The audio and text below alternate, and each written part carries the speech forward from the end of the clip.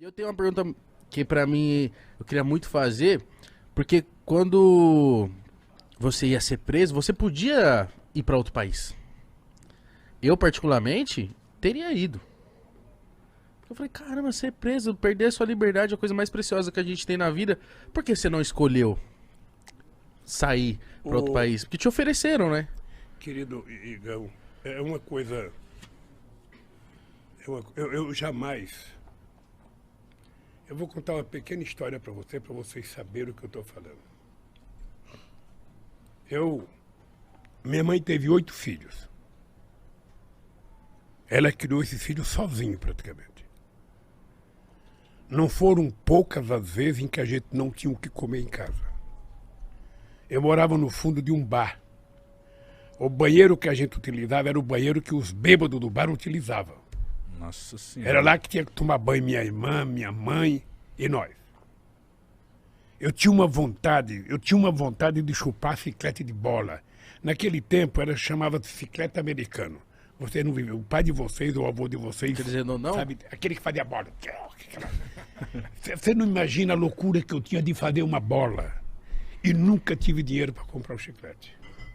Eu trabalhava quando o meu tio ia no banheiro do bar, ele pedia para mim tomar conta do bar, eu poderia roubar um chiclete e levar para casa. E eu não roubava, porque eu tinha medo de envergonhar minha mãe. Eu tinha um companheiro chamado Boquita. Boquita era filho de um cara sergipano, não esqueço nunca. Esse Boquita mascava o chiclete dele o dia inteiro. Quando esse Boquita ia jogar fora, eu pedia para mim. Nossa senhora. Pedia. Não tenho vergonha de dizer isso, não. Pedia o chiclete borrachudo, sabe?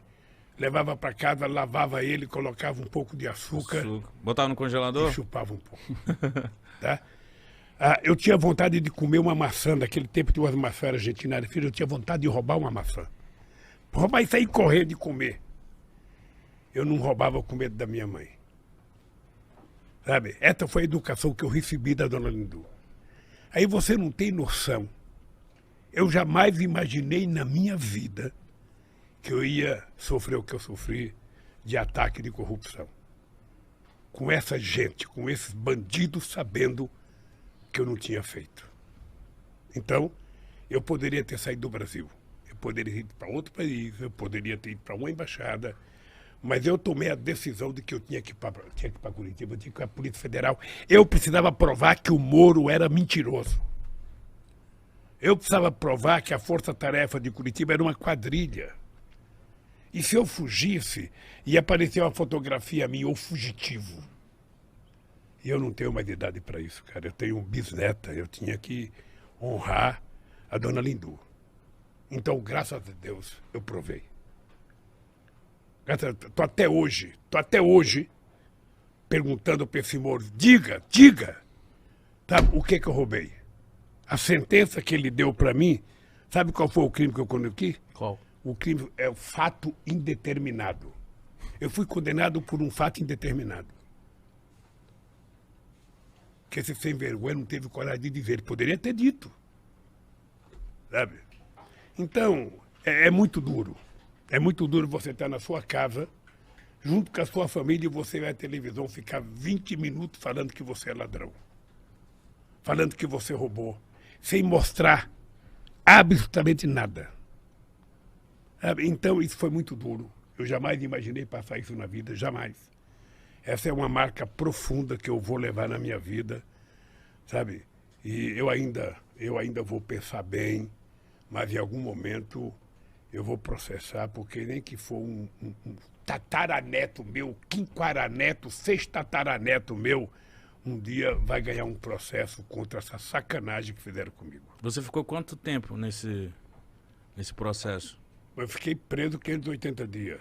Mas o processo foi 4 anos de denúncia, sabe? E aí eu sou agradecido àquele pessoal que fez a vigília para mim em Curitiba, aquelas pessoas que ficaram lá, embaixo de chuva, embaixo de sol, sabe? Eles cantavam todo dia de manhã para mim, gritavam bom dia, presidente, boa tarde, presidente, boa noite, presidente, durante 580 dias.